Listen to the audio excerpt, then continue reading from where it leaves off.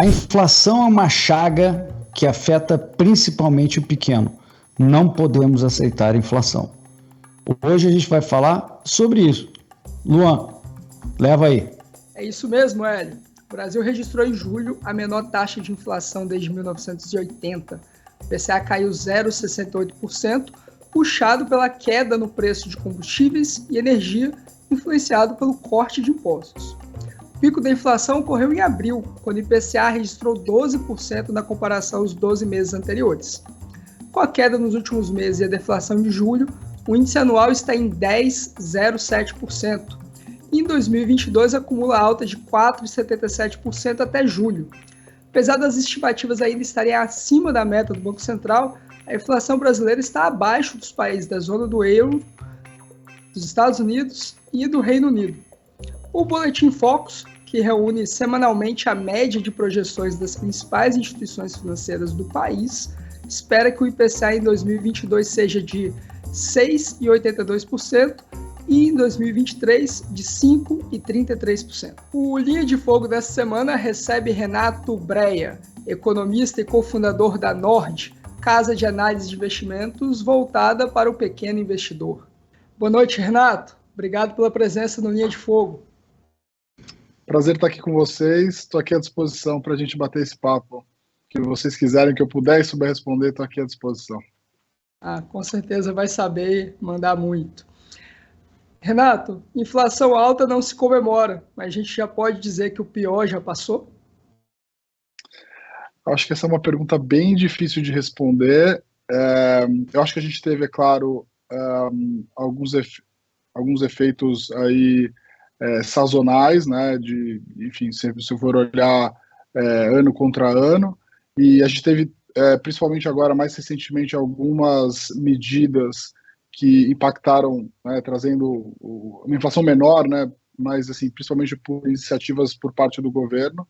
Só que a gente ainda tem um fenômeno global aí que eu acho que a gente pode ter uma inflação ainda descomportada, ou seja, abaixo, acima do que a gente gostaria de ter, né, que é dentro do centro da meta. E isso tem, é claro, alguns efeitos. Então, se você for pensar que a gente tem prorrogação do auxílio-desemprego, do Auxílio Brasil, a gente tem um mercado de emprego mais forte do que imaginava. Isso também, de alguma forma, é inflacionário. E você tem todas as cadeias do mundo ainda sofrendo com a questão da inflação, né? Então, eu acho que esse foi um primeiro bom sinal de que a gente começa a ver uma luz no fim do túnel. Mas, assim, inflação no Brasil é sempre um desafio muito grande de tentar prever. Acho que foi só um primeiro bom sinal. É muito difícil dizer se o pior já passou, tá? É importante dizer que é o seguinte, talvez a resposta seja o pior já passou, sim, mas a gente pode ainda ter uma inflação fugindo do centro da meta, o que é ruim, né? É ruim para toda a dinâmica do Banco Central de começar a entrar numa trajetória de queda de taxa de juros, tá? Você também tem um resto do mundo que ainda está subindo taxa de juros, né? O Brasil subiu muito na frente, e eu acho que isso aí vai ser o grande termômetro do mundo para os próximos meses e anos, né? A inflação no mundo vai ditar o nível de taxa de juros, e isso com certeza vai impactar o nível de taxa de juros no Brasil também. Um ponto muito importante, né, dessa deflação é que a gente teve queda, especialmente em energia, transporte, habitação, mas tem muita gente que está preocupada quando que isso vai chegar nos alimentos, né? O que a gente pode esperar da inflação dos alimentos? O que a gente pode esperar da inflação, especialmente em 2023? Eu acho que pelo menos é difícil saber também como é que vai ser o comportamento, porque isso depende também de toda uma questão de cadeia global. Acho que a grande vantagem do Brasil perante o resto do mundo é que a gente tem aqui um grande celeiro, então, de alguma forma, o Brasil está protegido nesses preços principalmente relacionados a olhar de forma global, de alguma forma o Brasil tá protegido. A gente tem que lembrar, né, que a inflação ele tem um componente de estoque, né? Então a gente está comparando o nível de preços de 12 meses atrás e acumulado nesse ano, mas ele não tem um componente contínuo, a não ser que você pense que a maior parte dos componentes de inflação estão em ativos que são indexados, né? A gente teve, é claro, um pico aí por conta de todo o momento de mundo, de todo o problema de abastecimento das cadeias, mas acho que a tendência daqui para frente é essas coisas normalizarem, né? Então o Brasil fez, vamos dizer assim, um movimento bem na frente do resto do mundo. Olhando para trás, talvez a taxa de juros não deveria ter ido para onde foi, né, para casa de 2%, mas, de novo, ali no meio daquele furacão a gente nunca esteve naquele momento, então você acaba tomando decisões baseadas, o Banco Central, né, toma decisões baseadas naquilo que ele consegue enxergar, e era muito difícil a visibilidade do que ia acontecer. Então, eu acho que, de alguma forma, o Brasil tem uma posição privilegiada, por essas razões que eu falei, fez a lição de casa um pouco antes, mas tem um mundo jogando contra. A gente pode ter um cenário de taxa de juros mais alta no mundo, e isso vai ser difícil para o Brasil voltar a entrar num ciclo de corte de taxa de juros, que eu acho que é uma coisa que, para a gente, para nós brasileiros, né, é uma coisa que vai mudar completamente a dinâmica do que vai ser o país aqui para frente. Com taxa de juros real de 6% ao ano, um país não sobrevive, né, não sobrevive por muito tempo. Então, alguma coisa deve ser feita, né? Então, e aí a gente pode entrar depois no assunto de toda a questão fiscal que precisa ser endereçada no Brasil para que a gente tenha uma taxa de juros de longo prazo menor. Era justamente essa pergunta agora, Renato. Como que o mercado, né, tem analisado essa questão fiscal, como que isso tem atrapalhado ou contribuído para a gente ter um cenário de inflação dentro da meta, né, não só por uma questão conjuntural, mas também por uma questão estrutural? O que dita um pouco o nível de taxa de juros de mais de longo prazo é também essa questão do investidor entender que aquele país consegue honrar suas dívidas, né? E o que a gente viu aí mais recentemente nas últimas semanas é que a taxa de juro longa voltou a subir. Assim, me preocupa muito, os dois principais candidatos, eles flertam muito com algumas políticas de responsabilidade fiscal. A gente tem que lembrar que o teto do gasto foi uma grande conquista do ponto de vista, né, de passar uma imagem mais segura para os investidores da solidez do Brasil. O Banco Central independente também é uma questão importante, aí que acho que foram conquistas desse governo, mas logo depois a gente viu uma série de PECs, né, e que acabaram comprometendo todo esse ganho que a gente teve. E a gente vê, claro, no discurso, tanto de um candidato quanto o outro, né, os dois flertando com alguma mudança nessa questão do teto, né? O próprio Guedes recentemente falou que o teto pode ser retrátil, etc. E no caso da esquerda, né, que está despontando nas pesquisas, então, assim, o discurso ainda é muito ruim, é muito pior do que você simplesmente falar que vai flexibilizar o teto de gastos. A esquerda basicamente fala não deveria haver teto de gasto, é ainda mais preocupante do ponto de vista de responsabilidade fiscal. Se a gente não tiver um presidente no próximo governo, seja qual ele for, que passe uma mensagem de querer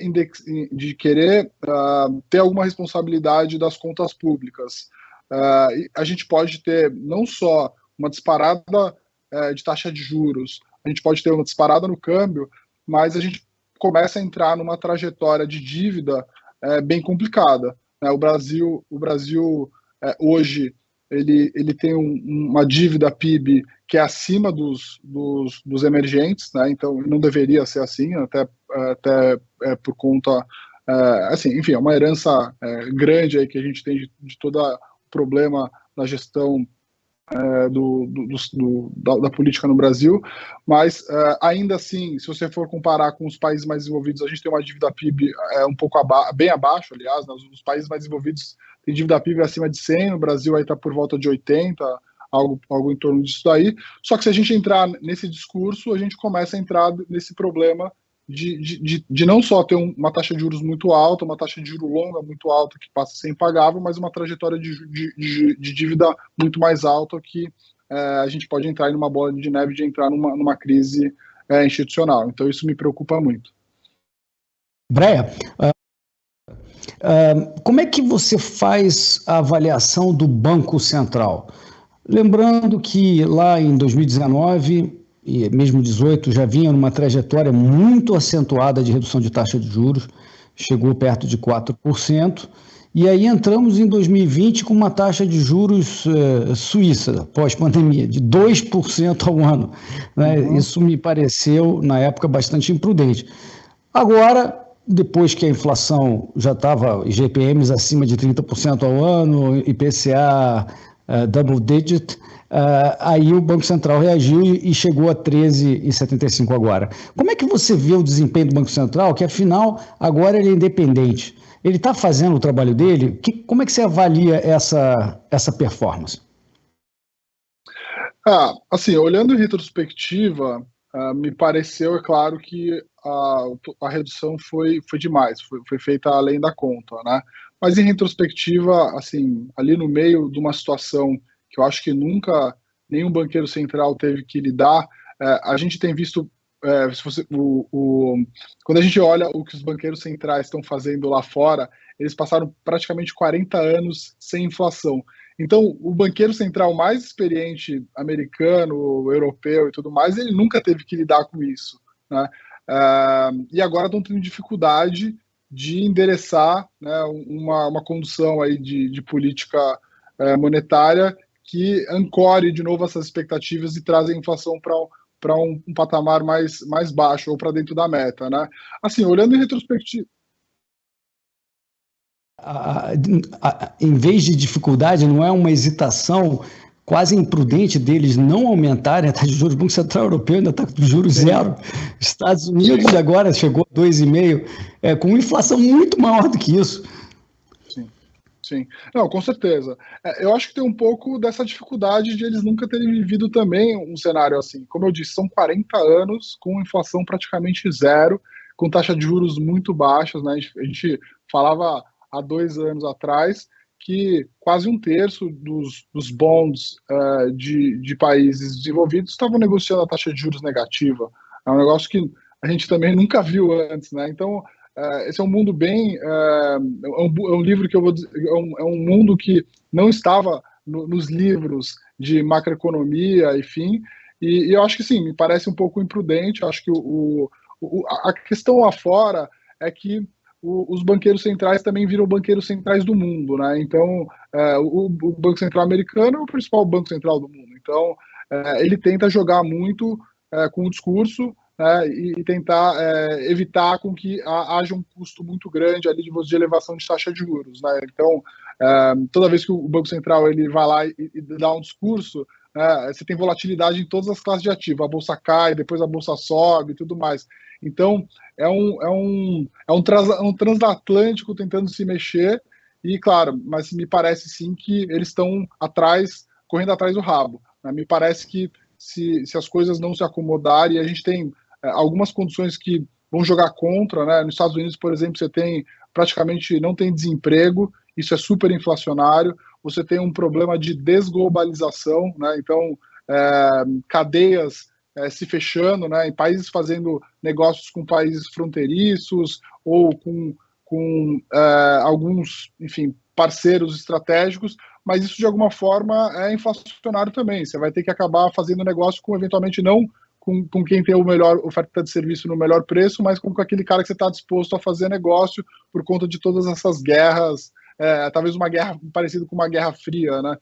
Que assim, ficou muito evidente ali com Rússia e Ucrânia, mas que eu acho que já está rolando aí alguns grupos se unindo, e isso com certeza vai ser inflacionário. Então, me parece sim um pouco imprudente essa taxa de juros subir muito devagar. O mercado demorou a precificar isso, depois precificou uma taxa de juros maior, mas acho que a gente ainda vai ter que ter taxa de juros bem mais alta lá fora para trazer essa inflação para a volta ali de 2%, de 3%, está muito longe do que deveria. Concordo com você. Aliás, você mencionou que o Fed é o Banco Central do mundo inteiro, e essa semana ainda a gente tem uma reunião importante lá, o Jackson Hole, onde as pessoas esperam para saber qual é o discurso, qual é a narrativa, como você falou, a retórica aí que eles vão usar para tentar orientar mercados, né?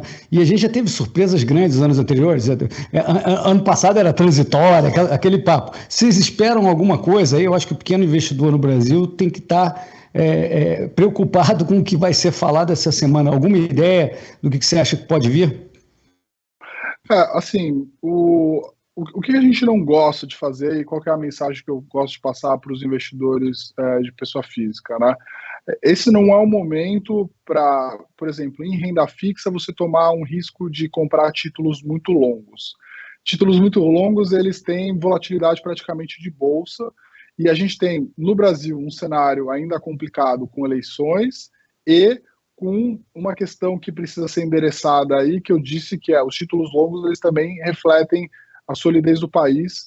Então, a gente pode ter, vamos dizer assim, um cenário de inflação mais baixa, algum discurso de que a gente pode ver taxa de juros mais baixa, né, pelo Banco Central, mas se o próximo discurso vier com responsabilidade fiscal, esse juro vai abrir e aí você vai tomar uma porrada na abertura, na marcação a mercado desses títulos. Tá? Então, uma coisa que a gente não gosta hoje para investidor pessoa física, que vê as taxas de juros muito gordas, né, 13%, 14% ao ano, e acha que isso é uma oportunidade da vida. Não é. Então, a gente não gosta de estar posicionado em títulos muito longos. A outra coisa que eu acho que todo mundo deveria pensar é que, assim, no Brasil, ou você está pessimista com política e economia, ou você está mal informado, né? Essa é a brincadeira que a gente fala.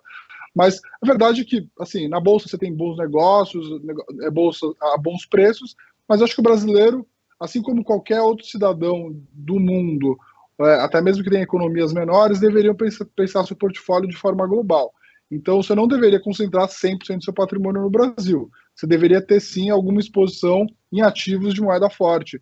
Você pode ter uma conta nos Estados Unidos e investir em títulos lá fora. Você pode até mesmo comprar ativos no Brasil que tenham exposição a dólar. Então, essa é mais ou menos o que a nossa visão. Não é o momento de ser herói, de tomar riscos descomedidos, né, dobrando a aposta em ativos que caíram muito ou em taxa de juros muito longa, que oferece um prêmio muito grande, porque eu acho que a gente tem um cenário ainda complicado.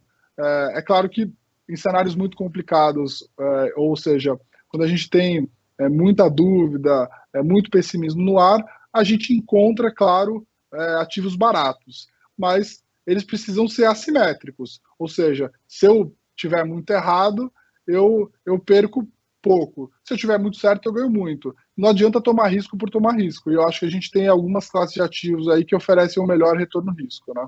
Se não é aplicar pré-longo, você diz que tem sempre o risco, eu concordo com você, independente se você acredita se as coisas vão piorar ou não, é arriscado na marcação a mercado. Qual é a classe de ativo, então, hoje? Me diz uma classe de ativo que você acha que é uma boa para os investidores. Não, assim, eu prefiro estar em bolsa pensando daqui 5, 10 anos do que estar num pré-longo, tá? Eu acho que tem uma simetria muito melhor hoje. Se você está otimista, né, que é o que eu estou pensando muito a longo prazo, aí meu prazo de investimento é de 5, 10 anos, eu prefiro estar na bolsa do que no pré.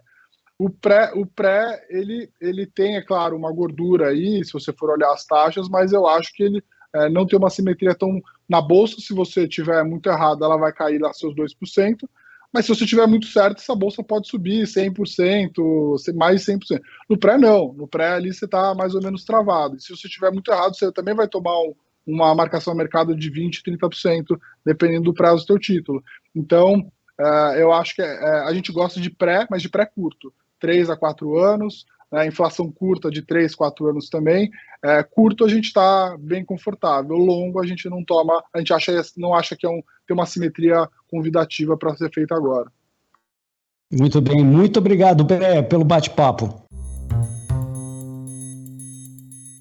Hélio, na sua coluna na Folha você disse que o pior já passou. O Renato ele concorda em partes, mas ele ainda está um pouco cético sobre isso, porque a gente ainda tem muitos desafios, né? O que eu quis dizer, Luan, com o pior já passou?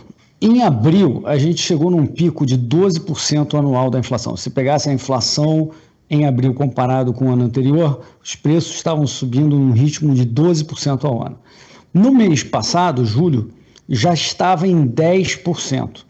E segundo estimativas de mercado, e a minha estimativa, a gente deve fechar o ano com uma inflação talvez próxima a 7%, mas talvez inferior a 7%. E isso está acontecendo por vários motivos. Não é só, Luan, a queda dos impostos do Bolsonaro, isso que as pessoas precisam entender. Mas não, o pessoal falou a deflação de 0,68% em julho, tudo isso é porque o imposto, por isso que isso é uma manipulação, etc. Eu não considero manipulação. Em primeiro lugar, a queda do imposto tinha um fundamento, quer dizer, os estados estavam arrecadando muito mais e o governo federal prometeu compensar se houver queda de arrecadação de ICMS. Então, assim, não é que seja insustentável, mas muito mais do que isso, Luan, é que a inflação está com cara de queda mesmo, porque o dólar baixou, os derivados de petróleo baixaram lá fora, então, portanto, a gasolina baixou, não só por causa do imposto baixando, mas por causa dos preços dos derivados em dólar. Então, pela força da política de paridade de importação que a Petrobras pratica, ela tem que reduzir os derivados aqui dentro, e foi o que aconteceu. Mas mais do que isso, se você olhar os núcleos da inflação, você pegar um compilado de núcleos da inflação, tem vários núcleos de inflação, estão caindo já há alguns meses, mesmo antes da queda do ICMS. Se você olhar os critérios de difusão, que é a percentagem de itens da cesta do IPCA que estão com alta da inflação, ele está caindo também há alguns meses. Então, existe sim uma tendência de queda estrutural da inflação que tem a ver, obviamente, com a Selic que está em 13,75%. É uma Selic muito alta, a gente saiu de 2 para 13,75%.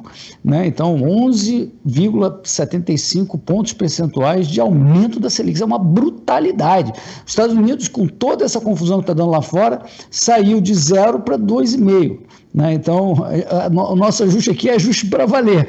E é claro que isso contém a inflação, até porque diminui a quantidade de reservas bancárias no sistema financeiro, que é o contrário do que o Banco Central fez lá atrás, quando ele injetou, logo no início da pandemia, quantidades cavalares de reservas bancárias, que foi o que efetivamente veio a causar o aumento de 2021. Né? Então, minha opinião é que a inflação está em inescapável queda, é errático, sim, ele tem razão, o Breia, é gradual, é lento, né? Então, uma questão importante que o Breia colocou como é que fica a meta da inflação do ano que vem? Lembrando, pessoal, que no ano que vem a meta cai. Esse ano a meta da inflação era 3,5%, com uma tolerância de 1,5%. Então, não podia passar de 5%. A gente vai estourar pelo segundo ano consecutivo, vai ter cartinha que o seu presidente do Banco Central vai ter que mandar para o Congresso Nacional, para o ministro da Economia, falando: eu errei, fiz besteira novamente. Então, esse ano vai ser o segundo ano consecutivo. Quase impossível de que isso fique abaixo de 5%. Acho que já está tarde demais para isso. Ano que vem, Luan, a meta de inflação cai para 3,25%. Não é mais 3,5% a meta de inflação, é 3,25%, com o mesmo 1,5% de tolerância. Então, o teto da meta é 4,75%. Muito desafiador que o Banco Central vá conseguir chegar nos 4,75%, mas eu acho possível, bem possível, que ele fique dentro da meta do ano que vem. Ele não pode se dar ao luxo de perder a credibilidade. Ele agora é um Banco Central independente, não pode ficar brincando. Não dá para ter 3 anos de estouro da meta de inflação. Ou seja, ele terá que ser razoavelmente conservador, vai levar mais tempo para baixar a Selic, talvez ele dê até mais 0,25 aí, e chegue aos 14%, antes de começar abaixar mais para frente. Mas eu suspeito que ele vai ser conservador. Então, sim, o Breia tem um ponto de que não é porque agora está caindo até rapidamente, né, que a inflação está vencida, que o jogo está ganho. Tem um desafio muito grande para cumprir as metas de inflação no ano que vem.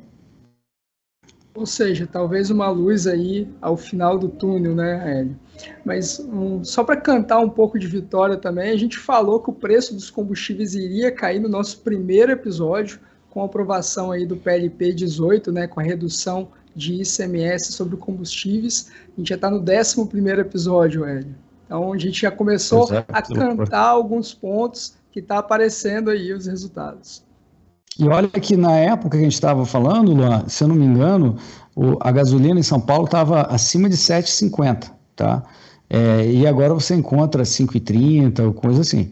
Então a queda não foi uma quedinha, não. Foi uma brutal queda, que é uma composição de fatores, como a gente falou. E o cenário externo conta muito, né? Mas a gente tem que fazer o dever de casa internamente também. E como o Renato falou, sem responsabilidade fiscal, o dragão da inflação vai ficar solto, né? Como você tem avaliado essa entrega do governo Bolsonaro em relação ao fiscal? Pois o Breia fez pontos precisos. Está havendo uma tentativa de furo do teto de gastos, que eu acho que é uma das maiores conquistas que o Brasil institucionalmente já teve. É a principal âncora que a gente tem, né? Então, o governo não pode aumentar em termos reais os gastos de um ano para o outro. Pandemia veio, confusões vieram, etc. E eles fizeram PECs para permitir o estouro do teto em situações específicas de forma controlada. Teve lá o precatório, depois teve a questão do auxílio, teve um ou outro furo, eu já não me lembro mais se foram 2, 3, 4, mas ao menos, Luan, a gente tem que dar o crédito ao governo de que esse estouro foi feito pelo Congresso, alterando a Constituição. Então, a gente tem que olhar isso como, peraí, a sociedade, os representantes da sociedade concordaram em alterar a Constituição para permitir esse gasto extraordinário. Ou seja, é um atenuante, vamos dizer assim. Não é simplesmente o governo, eu vou gastar e a coisa vai embora. Então, não foi revogada a emenda do teto de gastos. Criou-se um critério tão alto para o teto de gasto que é preciso alterar a Constituição para gastar 1 centavo, que quiser, acima do teto de gasto. Então, isso continua sendo positivo. Tem muita gente por aí que fala, o teto já era, veja bem, isso não conta mais. Não é bem assim. Ainda temos o teto e temos que defender o teto, porque o que os populistas querem é justamente fazer esse papo furado aí, já era o teto, então isso não existe mais. Não é isso. O teto está aí para fazer qualquer aumento de gastos acima do teto. É preciso mobilizar a sociedade, mobilizar o Congresso Nacional em votação de voto para mudar a Constituição, que tem, como você sabe, um voto qualificado muito superior a passar uma lei normal. Então, isso sem dúvida. Agora, sobre o aspecto fiscal, das contas fiscais do governo, como se impacta para o Brasil para frente. O Breia mencionou. A gente chegou a um ponto, Luan, em determinado momento, que a gente estava com taxas de juros de longo prazo perto de 4%, que é uma coisa bem mais razoável. Com tudo isso, pandemias e todas essas confusões que a gente está vendo, está em 6%. Hoje está em 6%, que, como o Breia falou, parece ser insustentável no longo prazo, né? Agora, parte desses 6%, na minha opinião, é porque existe uma incerteza política sobre quem vai ganhar a eleição aí na frente. Se não é o Paulo Guedes, vai vir um outro que, como o Breia falou, pode ser bem pior. Ele diz que a esquerda quer estourar o teto. E se é para estourar o teto, eu só vou emprestar para o governo a taxa de 6% ao ano hoje. Talvez até mais, como diz o Breia, não aplique em taxas longas, porque pode ser pior. né? Por exemplo, se vier o Lula, esse negócio tende a ser mais alto ainda. Está falando em estourar o teto e todas as outras maluquices. Então, parte dessa taxa está contaminada pelo cenário de que pode vir coisa pior, né? Não só um governo que vai lá, negocia uma alteração de teto, até com aspectos eleitoreiros, como a gente mencionou, né, Luan? A gente também falou sobre isso, que o Auxílio Brasil tem um componente eleitoreiro muito grande, até inclusive acaba no fim do ano, né? Então, sim, políticos têm mania de brincar de populismo, tentando convencer grupos de interesse e tal. O Brasil tentou se institucionalizar para se proteger um pouco, mas os políticos são os caras que estão lá apertando os botões freneticamente, e eles tentam fazer isso, né?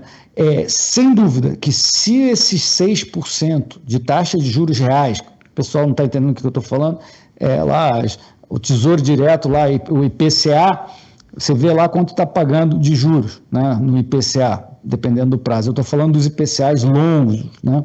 Esses longos estão pagando 6%. Se esses 6% não caírem, né, a gente está realmente numa situação periclitante.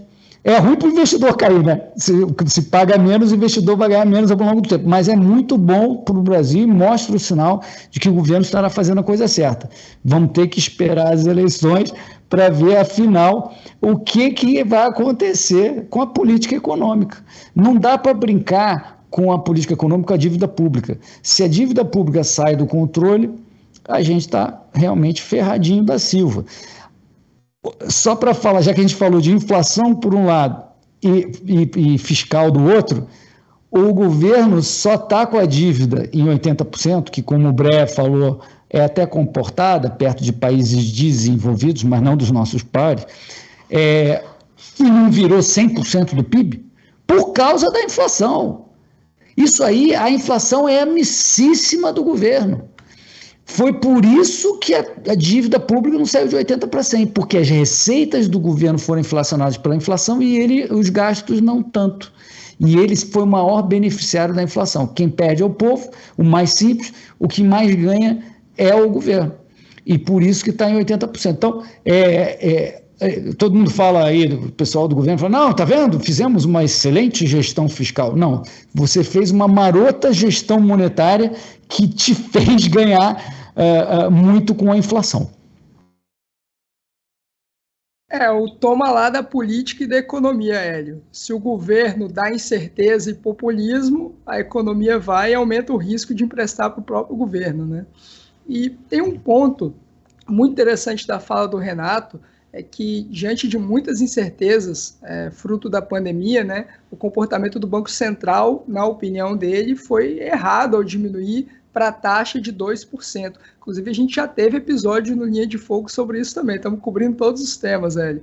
E eu queria que você comentasse um pouco mais sobre o comportamento do Banco Central lá atrás no combate à inflação e como que você está analisando agora. Será que já não aumentou a taxa de juros o suficiente?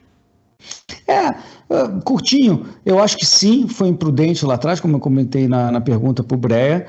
A gente não tinha situação de ter taxa de juros de 2%, mas agora finalmente o Banco Central está acertadamente dando a pancada na inflação. Eu queria, na verdade, Luan, puxar o assunto que o Breyer falou, que é o risco do cenário externo.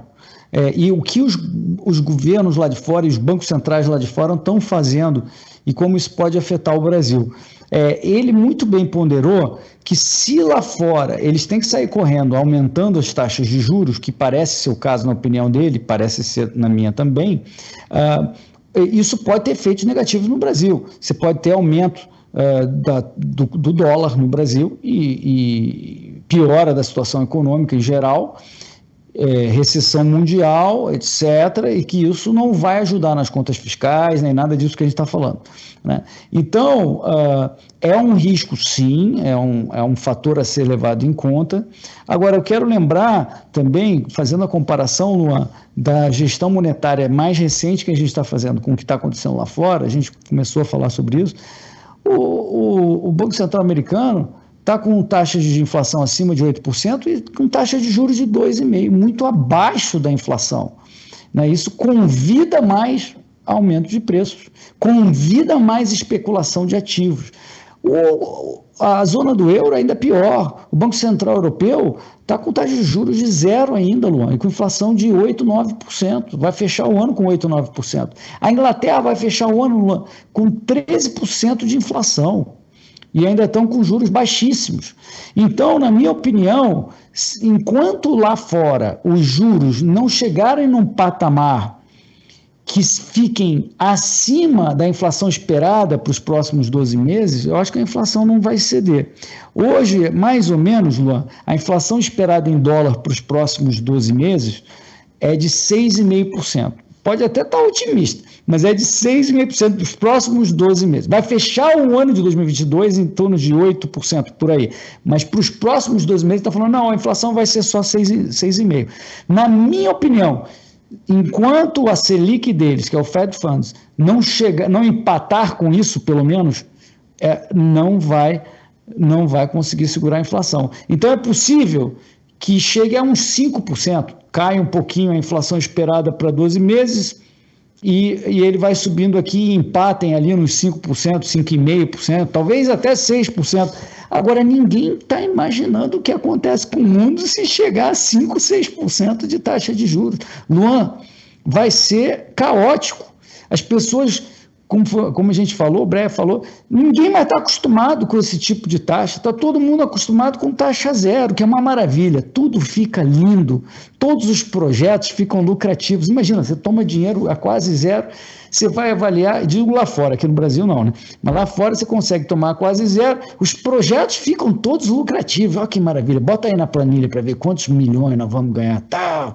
Agora, é completamente diferente se a taxa chega a 4%, 5%. Nada parece funcionar. E aí a situação de uma recessão é quase inevitável. Né? Então, esse é o principal perigo lá para eles, mas na minha opinião, a gente está bem protegido para esse cenário, até porque a gente está com uma Selic de 3,75. É muito difícil para o dólar ganhar a estratosfera. Né? Se não fosse os 3,75 hoje, o dólar podia estar perto de 7,8. Principalmente se lá piorar. Mas com essa âncora de uma Selic muito alta, que já está segurando, contendo excessos, acho muito difícil de ter um problema sério. Vai subir, claro, se lá tem entre recessão, se lá aumenta a taxa de juros, a gente sofre aqui. Mas não é que nem antigamente, que lá eles pegam um resfriado e aqui a gente pega uma pneumonia. Eu acho que lá eles pegam uma gripe e aqui a gente pega um Covid mais light. Né? Então, nos prejudicamos, mas não tanto quanto antigamente. Excelente, Hélio. Uma última pergunta e eu vou precisar de uma resposta em uma frase só por causa da questão do tempo, hein? O que você acha de quem relativiza inflação em um país como o Brasil? É muito ruim. Uma frase eu não vou conseguir, mas é o seguinte, a inflação mata o pequeno. Não podemos aceitar a inflação. O pior da inflação parece que passou, mas é melhor ficar de olhos muito bem abertos. Você concorda com a opinião de Renato Breia e Hélio Beltrão? Está sentindo a inflação no bolso? Comenta aqui embaixo. Assine a Gazeta do Povo, jornal que acredita no Brasil, e acesse os conteúdos do Instituto Mises Brasil. Obrigado, Hélio. Até a Linha de Fogo da semana que vem. Obrigado, Luan. Abraço a todos, pessoal.